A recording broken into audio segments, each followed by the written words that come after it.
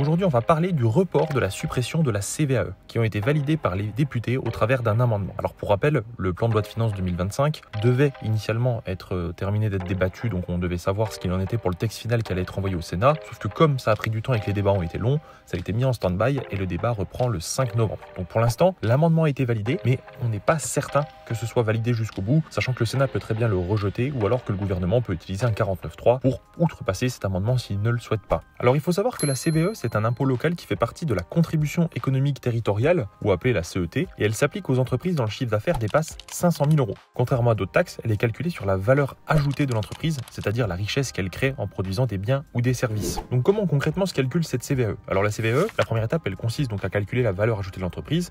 Elle se détermine en soustrayant les consommations intermédiaires, donc matières premières, fournitures, etc., du chiffre d'affaires. Pour faire très simple, retenez que c'est chiffre d'affaires moins consommation intermédiaire. Ça va être l'achat de matières premières et tout ça. Ensuite, le calcul de l'assiette de la CVAE. Une fois donc on a obtenu cette valeur ajoutée, on va appliquer un taux proportionnel à cette assiette. Le taux varie selon le chiffre d'affaires de l'entreprise. Donc entre 500 000 euros et 3 millions d'euros de chiffre d'affaires hors taxe, taux réduit et c'est calculé sur un barème progressif. Au-dessus de 3 millions d'euros, le taux maximal s'applique et en 2024, ce taux était de 0,28%. Donc on va prendre un exemple pour vous bien illustrer. Imaginons qu'une entreprise fasse 1 million d'euros de chiffre d'affaires, qu'elle ait 400 000 euros d'achat de matières premières. Donc du coup, ça veut dire que 1 million moins 400 000, la valeur ajoutée est donc de 600 000 euros. Et pour 2024, le taux de la CVAE, qui est donc de 0,28%, pour faire simple dans l'exemple, et bien du coup sera de 1680 euros. Donc ça veut dire qu'il y a une taxe de 1680 euros supplémentaire à payer. En plus bien évidemment de la CFE qui est la cotisation foncière des entreprises que paye tout type d'entreprise qui fait plus de 5000 euros de chiffre d'affaires. Alors initialement ça devait être supprimé et c'est un impôt qui est vachement regardé par les collectivités puisque pour eux c'est une source de revenus. Et ça devait se faire entre 2025 et 2027. Mais les députés ont voté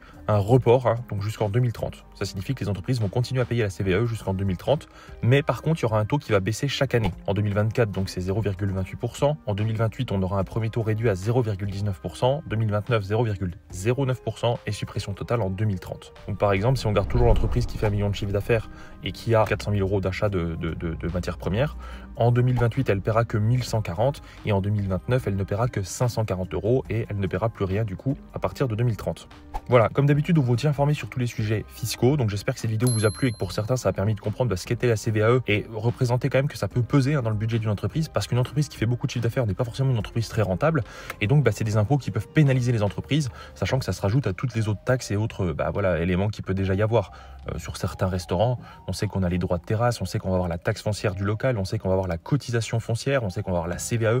Voilà, donc c'est plein de petites taxes qui s'ajoutent, qui se cumulent et qui peuvent représenter vraiment un trou dans la rentabilité de l'entreprise. Après, ça finance les collectivités territoriales, etc. Donc c'est pas de l'argent qui est gâché ou quoi que ce soit. Il faut contribuer au développement économique, sachant que les entreprises vivent là-dessus. Mais voilà, donc n'hésitez pas à me dire ce que vous en pensez vous en commentaire et on vous tiendra bien évidemment au courant pour la suite. Donc n'hésitez pas à vous abonner.